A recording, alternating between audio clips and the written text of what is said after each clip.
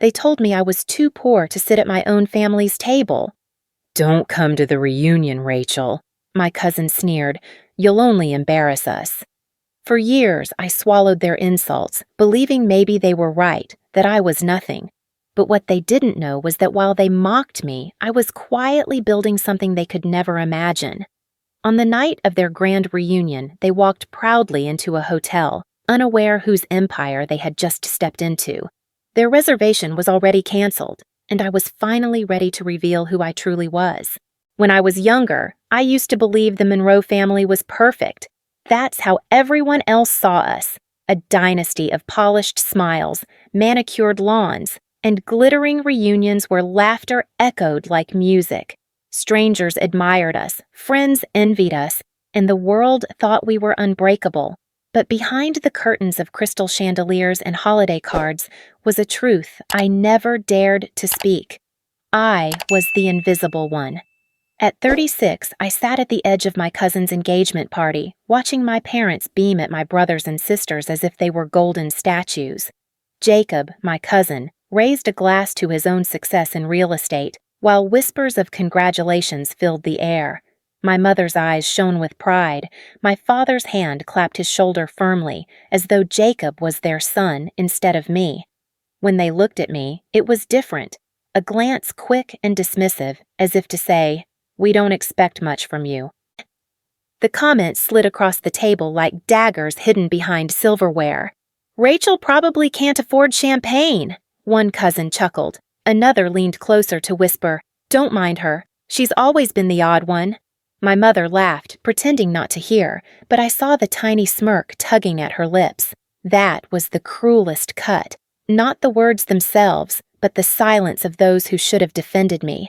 I tried to swallow my shame along with the lukewarm wine in my glass.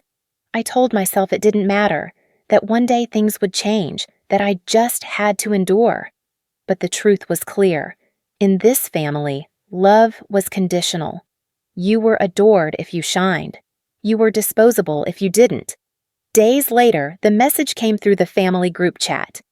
"Rachel, don't come to the reunion," Jacob wrote. "We're hosting it at the Grand. And honestly, you'd only embarrass us. It's for people who belong, not, well, you." The thread exploded with laughing emojis from other cousins, and not a single word of protest from my parents. My chest tightened as I stared at the screen, reading the words over and over until they blurred. For a moment, I believed them. Maybe I really didn't belong. Maybe they were right. I was nothing but a mistake clinging to a family that never wanted me. I cried until my pillow was damp, until my body ached from holding in sobs I hadn't let out for years. I thought of my childhood, of standing on the porch watching my father drive my siblings to piano recitals while I stayed home because lessons were too expensive for someone like me. I thought of my mother's hand tightening on my shoulder whenever I asked why she never spoke up for me. Her answer always the same. "You wouldn't understand."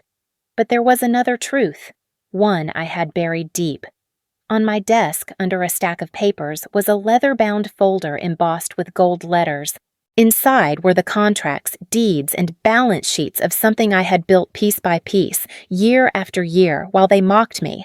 My name, Rachel Monroe, was printed in bold as the sole owner of a chain of hotels. They didn't know. They had never cared enough to ask. I closed the folder that night, but I couldn't close the wound in my chest. I lay awake, replaying Jacob's words, the group chat laughter, my parents' silence. The more I thought, the more I realized this wasn't just about being excluded from a reunion. It was about a lifetime of exclusion. I was their scapegoat, their shadow, their silent target. And now, they wanted me erased completely. As the night stretched on, a dangerous thought began to grow inside me. What if I didn't stay silent this time? What if I let them walk straight into the empire they thought I'd never build? What if I stopped hiding and finally showed them the truth? I stood at the window, staring out at the city skyline, lights glittering like 1,000 promises. Somewhere out there, preparations were underway for the reunion I wasn't welcome at. And somewhere in the center of that city stood one of my hotels, the very one they had chosen unknowingly for their grand event. I almost laughed, though it caught in my throat, bitter and sharp. Fate had handed me the stage. All I had to do was decide whether to step onto it. By morning, my tears had dried, leaving only a quiet resolve. I poured coffee, sat at my desk, and opened the folder again. My fingers traced over my name on the ownership papers, firm and undeniable. For years, I had lived in their shadow. For years, I had accepted the role they carved out for me. But not anymore. Still, a whisper lingered in the back of my mind. Would revealing the truth make me like them? Would I be cruel, or would I be free? I folded the papers and slipped them into my bag. Whatever happened next, I knew one thing. The Monroe family had written me out of their story. Now it was time for me to write myself back in. And when they walked through those hotel doors, laughing, boasting, believing I was nothing, they would discover the one thing they never saw coming. The week before the reunion, the family group chat turned into a stage for my public humiliation. Every time my phone buzzed, another message lit up the screen, and every one of them cut deeper than the last. Jacob posted a meme of a homeless woman clutching a cardboard sign. The caption read, "Rachel on her way to the family reunion." A wave of laughing reactions followed. Then came the comments. "She should be grateful she's not invited. Better this way, less awkward for everyone." Even my siblings joined in with their subtle jabs, little hearts and smirks that told me where their loyalty lay. I waited for someone, anyone, to defend me. I kept refreshing, hoping my mother would type, "That's enough," or my father would tell them to stop. Instead, the silence from my parents was deafening. Their lack of words said everything. I was expendable. The more I read, the smaller I felt. I started to wonder if maybe they were right. Maybe I didn't belong at the table I was born into. Maybe I was, in their eyes, nothing more than a stain on the Monroe legacy. The gaslighting was complete. Years of hearing I wasn't good enough had taken root so deeply that now, even with the empire I had built in secret, I still questioned my worth.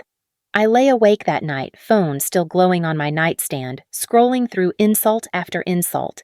My chest felt tight, as if the weight of their disdain pressed down until I could barely breathe. "Oh, maybe I am the problem," I whispered to myself, repeating the lie they had drilled into me since childhood. But in the midst of that spiral, a new post appeared. Jacob again, always the loudest, always the cruelest. This time he wasn't joking. He wrote, "Let's be honest, Rachel's nothing but a parasite. She's jobless, drowning in debt, and still thinks she can sit with us. Pathetic." Dozens of likes followed. The words twisted my stomach. He wasn't just mocking me anymore. He was rewriting my life in front of the entire family. A life they would believe, because they had always believed the worst about me. I threw the phone across the room and buried my face in my hands. Rage burned through the despair, raw and consuming. Parasite. Debt. Pathetic. None of it was true.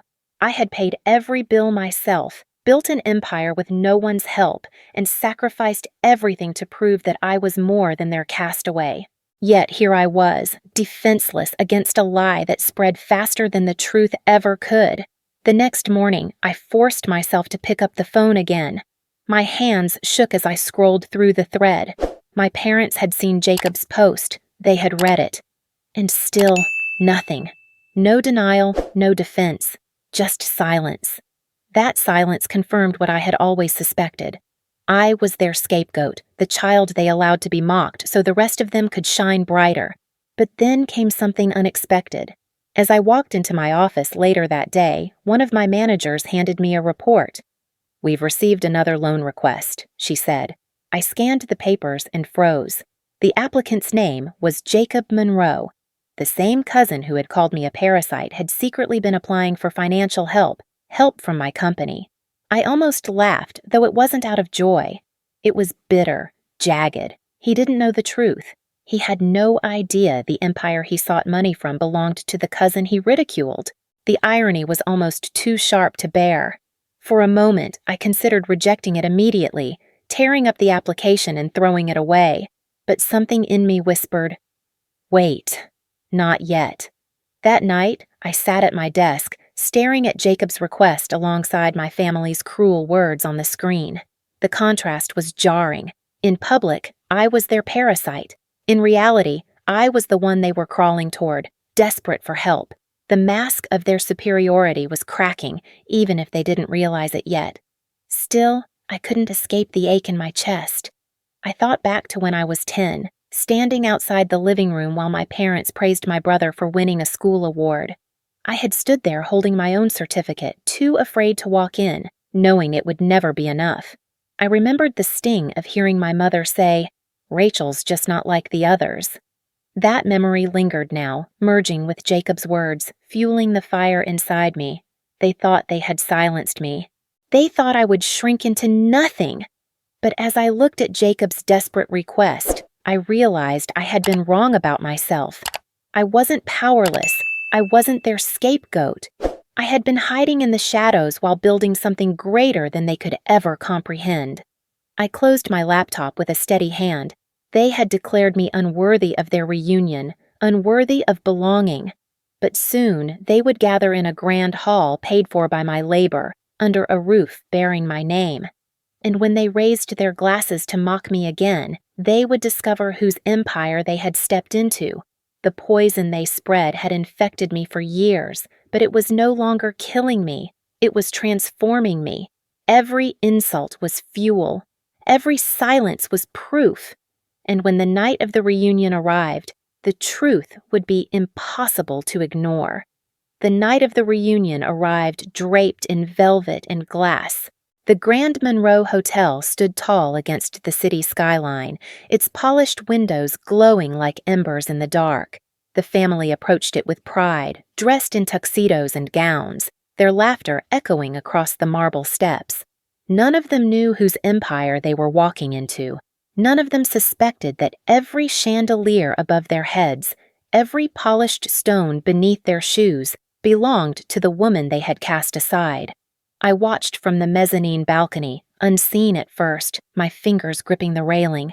My heart hammered with every step they took, every arrogant smile that crossed their faces. They entered the lobby as if it were theirs by right, commenting on the crystal floors and golden accents, never once realizing the irony.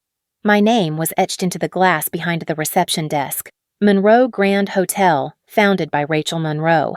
But in their vanity, they didn't even notice. Down below, Jacob strutted to the center of the room, commanding attention. "Family Monroe reunites at the finest venue in the city," he announced, puffing his chest. "Only the best for us, of course." The others clapped, drinks in hand, oblivious to the truth hanging all around them. I stepped back, torn between revelation and restraint. My chest was tight, every muscle tense. This was the moment I had waited for, the point of no return. If I revealed myself now, the mask would shatter and nothing could be undone. As I hesitated, Jacob raised his glass higher. "Tonight, we celebrate our family's strength, our success, our legacy." His words dripped with hypocrisy. I saw my parents smiling, nodding in agreement, as though the unity they had destroyed long ago still meant something. A bitter laugh escaped me, quiet but sharp. Legacy? They had thrown me out of it years ago. I descended the stairs slowly, but before I reached the floor, another twist revealed itself. The hotel manager approached Jacob discreetly with a clipboard. "Mr. Monroe," he said, "about your reservation?" I had given instructions earlier, and now the words I had written unfolded. "I'm afraid your reservation has been canceled. The owner's orders." Confusion rippled through the crowd. Jacob blinked, his arrogance cracking. "Canceled? What do you mean canceled? We booked this weeks ago." The manager's voice was steady. "The owner made the decision personally." Gasps spread. Murmurs filled the room. My parents looked at each other in alarm, trying to maintain composure, but their unease was obvious. Jacob's face turned crimson. "Who the hell is the owner? Bring them to me." That was my cue. I stepped forward, heels clicking against marble, the sound slicing through the noise. Heads turned, eyes widened. For the first time in my life, they were all looking at me, not with dismissal, not with disdain, but with confusion, even fear. "Welcome," I said, voice calm, steady, carrying across the hall. "Welcome to my hotel." The silence that followed was suffocating. My words echoed, and the weight of them sank into every face before me.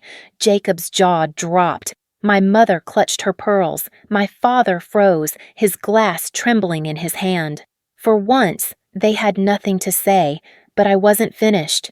I walked to the reception desk, picked up the folder that bore the hotel's charter, and placed it on the counter. "This place, the chandeliers, the marble, the rooms you bragged about, it belongs to me. Every stone, every light, every inch." Shock turned into denial. Jacob scoffed, shaking his head. "This is some kind of joke. Rachel, owning this? Impossible." He looked around for validation, but the others avoided his gaze, too shaken to support him. I met his eyes. "Funny," I said, lifting the clipboard he had signed earlier, "because I also own the company you begged for a loan from last month." His face drained of color. A ripple of whispers shot through the family. Cousins stared, stunned, while my parents' expressions crumbled into disbelief. The moment was surreal. For years they had told me I was worthless, a burden, an embarrassment. Now they stood in the heart of what I had built, unable to deny it. Their empire of lies was shattering against the truth of my success. And yet, amid the triumph, a pang of sorrow pierced me. I saw my father's eyes falter, my mother's lips tremble, and part of me, the child still longing for their love, ached. This wasn't the victory I had imagined. It was colder, sharper, tinged with grief. Still, I couldn't turn back. The truth had been unleashed. My siblings avoided my eyes, shame etched into their faces. Jacob, however, wasn't finished. His pride was too wounded. "This changes nothing," he snapped. "You're still the same pathetic girl. You think money makes you one of us?" I stepped closer, my voice steady but soft. "No. Money didn't make me. You did. Every insult, every dismissal, every time you chose silence over love, you forged me into this. So no, Jacob, I don't need to be one of you. I am more than all of you combined." The room was heavy with silence, the kind that swallows air and makes every heartbeat thunder. I turned then, walking away slowly, leaving them to choke on the truth. Behind me, I heard the whispers grow, the family fracturing in real time. The mask of perfection had shattered, and they couldn't piece it back together. This was the breaking point, and from here, nothing would ever be the same. The room was still echoing with silence after my declaration. Faces I had grown up with, faces that once dismissed me, pitied me, or ignored me, now stared in disbelief. For years, they had convinced me I was nothing. For years, I almost believed them, but standing in the center of the Grand Monroe Hotel, the truth finally crystallized inside me. I was never poor. I was never worthless. I was simply silent about my success. A heat rose in my chest, not the sting of humiliation, but the fire of recognition. Every insult, every cold shoulder, every snide laugh. They had forged me. They thought they were breaking me, but they were building someone they could never control. I wasn't the forgotten daughter anymore. I wasn't a parasite or a scapegoat. I was the owner of everything they claimed I could never have. My hands trembled, not from fear, but from something deeper, a release of chains I hadn't even realized were still clamped around my soul. Tears burned behind my eyes, though I refused to let them fall. I wasn't here to beg for their love. I wasn't here to prove my worth to people who had chosen not to see it. I was here to show them the truth. I scanned the room, letting the silence stretch, forcing them to sit in it. Jacob's face was red, his lips twisted in denial, while my mother's hands trembled against her pearls. My father's eyes darted, looking for an escape. I almost pitied them. Almost. Inside me, a question pulsed like a drumbeat. If you were me, would you forgive them? Or would you let them taste the bitterness they fed you your whole life? I walked past the family, ignoring their stares, and approached the hotel manager, Daniel, who had been with me from the very beginning. He looked at me with quiet pride, not surprise. He had always known what I was capable of, even when I doubted myself. "Keep them here," I whispered, "but cancel their reservation. Every room, every table, everything." Daniel's eyes flickered, a question unspoken. I nodded once, firm. "Do it." They wanted me excluded from their table. Tonight, they'll find themselves excluded from mine. He gave a small bow of his head and moved swiftly, signaling to the staff. Waiters exchanged discreet glances, managers typed into tablets, the machinery of the hotel whirring quietly into action. My family, still buzzing with confusion, had no idea what was happening. I turned back, meeting Jacob's eyes again. He smirked, trying to recover, trying to claw back his dignity. "You think canceling a few rooms will hurt us? We can book anywhere." His voice shook, betraying him. But this wasn't about rooms. This was about exposure. I leaned slightly closer and whispered, just loud enough for the room to hear.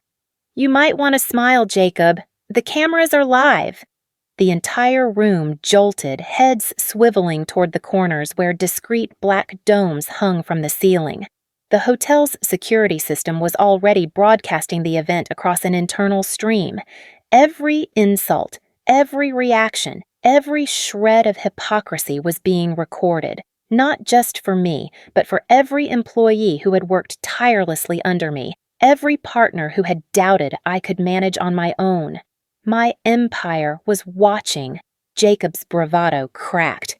"You wouldn't dare," he hissed. "I already did."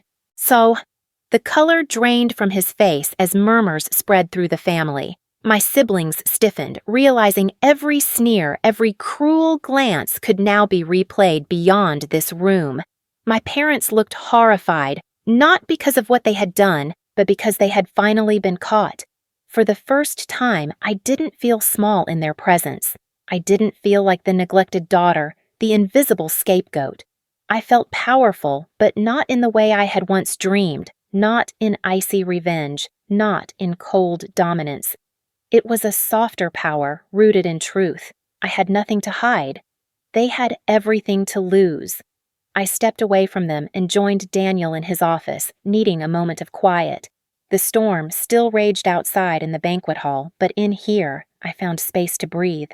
Daniel poured me a glass of water, his calm eyes grounding me. "You're shaking," he said gently.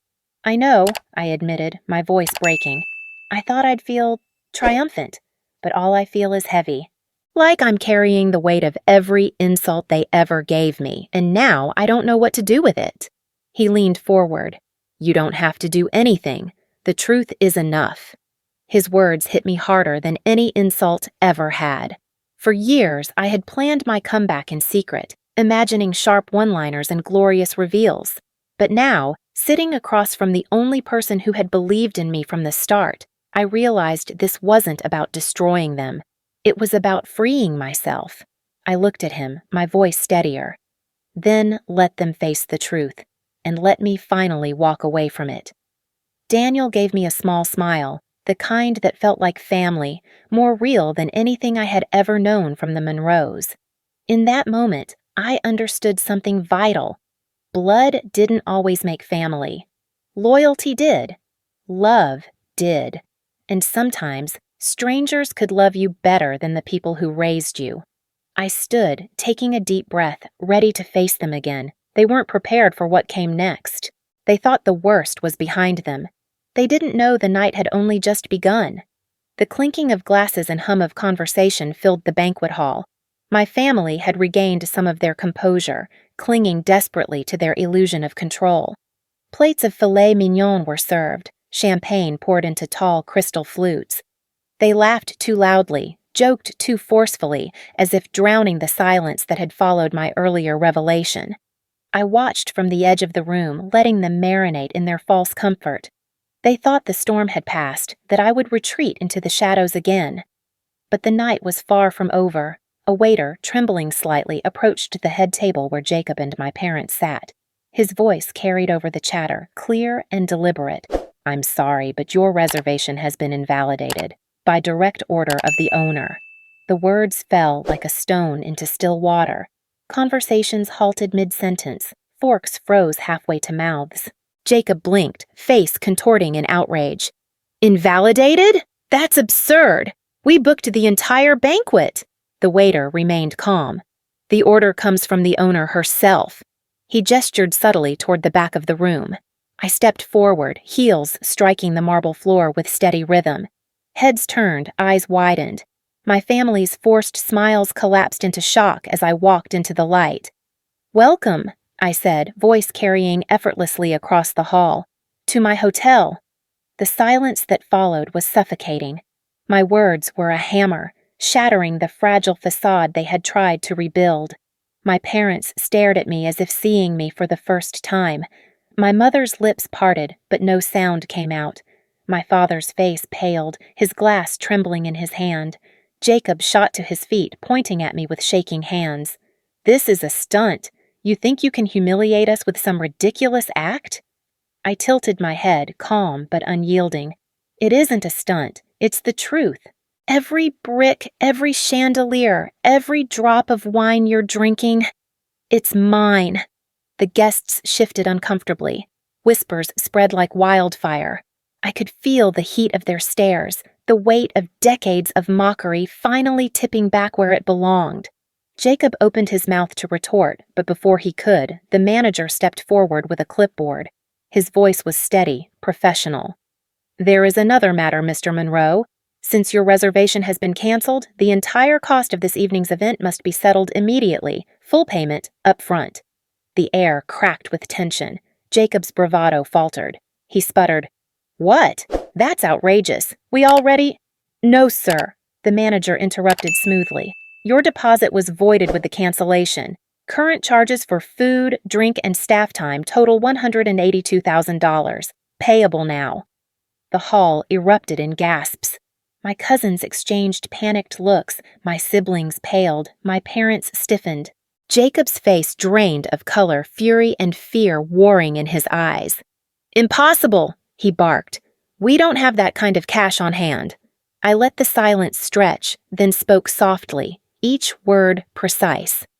"That's the cost of pretending you were better than me. Tonight, you'll pay the price." Whispers surged through the guests, phones discreetly lifted to capture the scene. The perfect Monroe family, undone in public, scrambling like children caught stealing. Their empire of lies was collapsing in real time. My mother's eyes filled with tears, her hand gripping my father's arm. "Rachel," she whispered, voice shaking, "please, don't do this." Her plea hit me like a blade.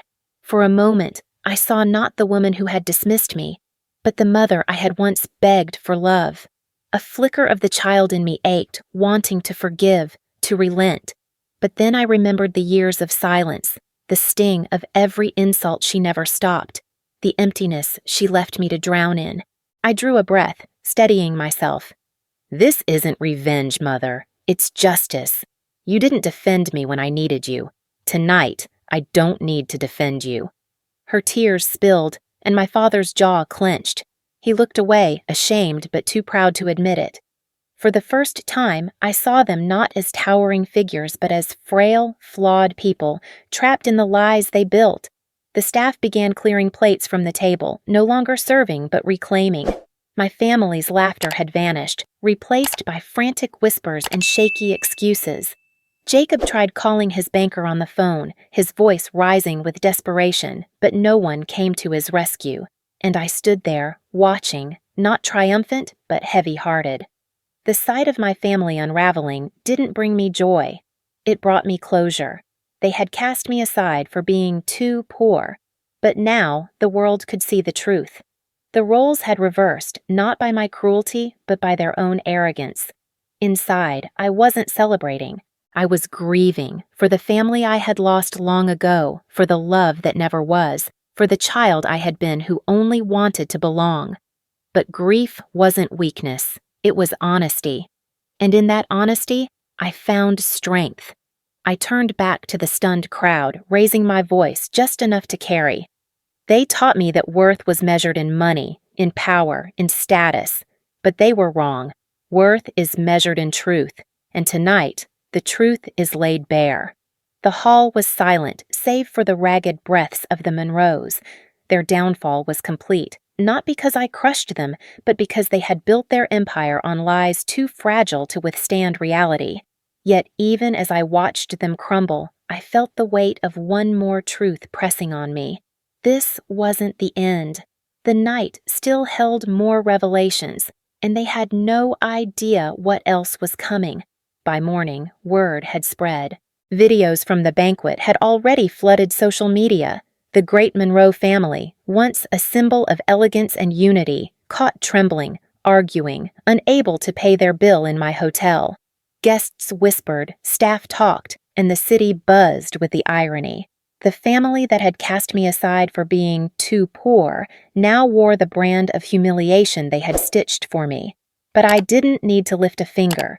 The damage was self-inflicted. They had built their image on arrogance, on a false pedestal that crumbled the moment truth touched it. Justice didn't need my rage. It revealed itself, naturally, in the cracks of their pride. In the aftermath, some of my cousins avoided me altogether, their shame too great. Others tried to rally Jacob, insisting the family could recover, that wealth and legacy could be rebuilt. Yet beneath their words lay fear. They knew the perfect facade had shattered beyond repair. Then came the unexpected. My younger sister Emily, the one who had always looked at me with quiet hesitation but never spoke against the cruelty, approached me in the hotel lounge where I sat with Daniel. Her hands trembled as she clasped them together, her voice breaking. "Rachel, I'm sorry. I let them hurt you. I laughed when I should have stopped them. I didn't know how strong you really were. Please, forgive me." Behind her, my older brother Michael followed, his shoulders heavy, his face pale. "She's right," he muttered. "We all followed the others. We let Jacob lead us. We thought staying silent made us safe. It only made us cowards." Their words pierced me deeper than any insult. For years, I had dreamed of hearing apologies, of seeing them acknowledge what they'd done. And now they stood before me, heads bowed, seeking forgiveness not just to save face, but to find a way back to me. For a long moment, I said nothing. The silence stretched, heavy, suffocating. Their eyes glistened, their bodies tense. They were waiting for my verdict. They are finally bending. They are finally admitting the truth, I thought. But then another voice inside whispered, "If you were me, would you forgive them? Or would you let them taste the bitterness they gave you?" They had once left me standing in the cold, watching from the outside. Now it was their turn, standing in the shadows of a world I had built. The power was mine. But what would I do with it? I let out a slow breath and looked at them. "You ask for forgiveness," I said softly. "But forgiveness isn't a key to restore what's broken. It's a choice, and I don't know if I can give it to you now." Their faces fell, and for the first time I felt no guilt. I wasn't punishing them. I was simply telling the truth. I rose from my seat, Daniel's steady gaze behind me, and looked across the lobby of my hotel, the place where my old life had ended and my new one had begun. "I don't need to humiliate you further. The world already knows who you are, and so do I. That's enough." Their lips trembled, but they didn't protest. They knew I was right. I walked away, my footsteps echoing in the cavernous lobby. For the first time, I didn't feel like a child left out of the family. I felt like a woman who had chosen her own. In the days that followed, I surrounded myself not with those who shared my blood, but those who had stood by me when I was invisible. Daniel, who had believed in my vision, the staff who had worked tirelessly to build the hotels, the friends who never cared how much I earned, only how much I gave. Together, they became my chosen family, bound not by shame or pride, but by loyalty and respect. And in that circle, I found something I had never known in the Monroes: love without conditions. I realized then that revenge had never been the destination. It had been a path, A fire that burned away the lies and left me standing in the truth of who I was. I didn't need their approval. I didn't need their acceptance. I had myself, and for the first time, that was enough. One evening, I stood outside the hotel, watching the city lights glow. I thought of the girl I had been, the girl who wept alone on her bed, convinced she was worthless. I thought of the woman I was now, the owner, the survivor, the phoenix risen from the ashes of betrayal. And I whispered to that girl inside me, "You were always enough." They just couldn't see it. The sweetest revenge wasn't destroying them. It was living free while they remained trapped in their poison. It was choosing to rise when they wanted me to crawl. It was finding love in places they never thought to look. I smiled then, not for them, but for myself, because I had finally understood. My story was never about their cruelty. It was about my rebirth.